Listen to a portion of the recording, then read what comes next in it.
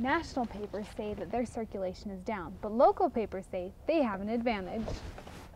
Students chose 3 different flavors to complement their bone-healthy ice cream: chocolate with almond, peach paradise, and dulce de leche. With new technologies like email and text message, 42% of students say they get bullied online. Neighbors can help stop domestic violence by reporting what's going on the other side of the hall. Spain's newest dinosaur comes from the same family tree as Utah's own famous fossil, Allosaurus. Headlines still stand out big and bold, but large newspapers can't seem to catch readers' attention. So how do local papers keep their readers interested? We've made our focus on local news, local. And people just can't get that information anywhere else. National papers say that their circulation is down, but local papers say they have an advantage. People still like to pick up the front page and see their son, the football star, or see their daughter win the dance competition. Both the Provo Daily Herald and the BYU Daily Universe say that their circulation continues to grow because of their small niche market interest, but the money spent by businesses to advertise in the papers has decreased. As far as ad dollars, our revenues are soft because of the economy, but we haven't lost revenue because we're a print product. Although national newspapers' competition has increased over the years, many papers say they are prepared to make changes to continue to stay in business. Newspapers have had troubles. They've had kind of a bum rap, but they're far from dead. Papers like the New York Times and Boston Globe say they plan to charge readers for some of their online sources in order to keep revenue up. In Provo, Lindsay, 11 News. University President Matthew Holland said that though they can't avoid feeling grief, they can share the burden.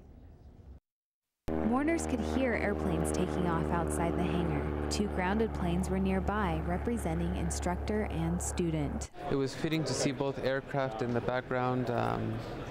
For the pilots, I imagined that this was the most appropriate setting. It was to be the last training flight before Whitney earned his pilot's license.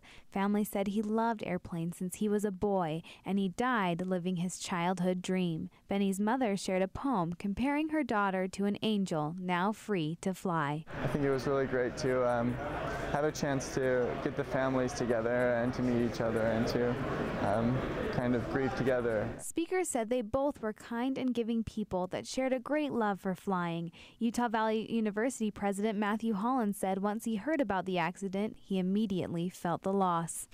This is the most sobering responsibility I have faced as president of Utah Valley University. Holland said the tragedy highlights the spirit and goodness of the community coming together to support the families left behind.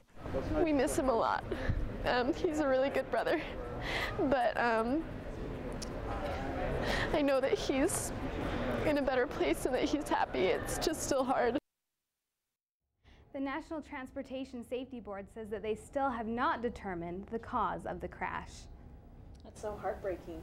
So how has the crash affected UVU's flight program? Well, they've temporarily stopped flying for right now, but they say they hope to resume flying in the next few weeks. Thanks, Lindsay.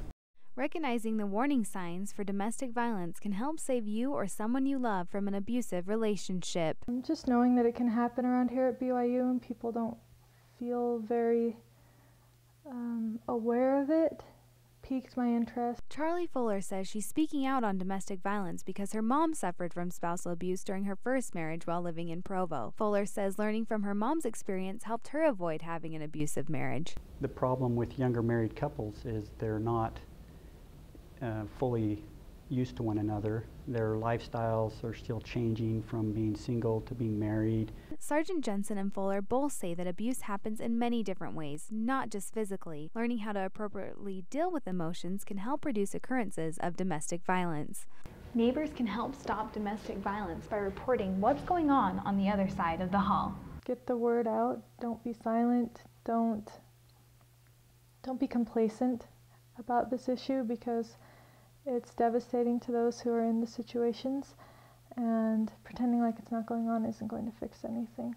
Fuller says her advice to victims of domestic violence: find someone you feel comfortable talking with and don't be afraid to get out of an abusive relationship. In Provo, Lindsay, 11 News.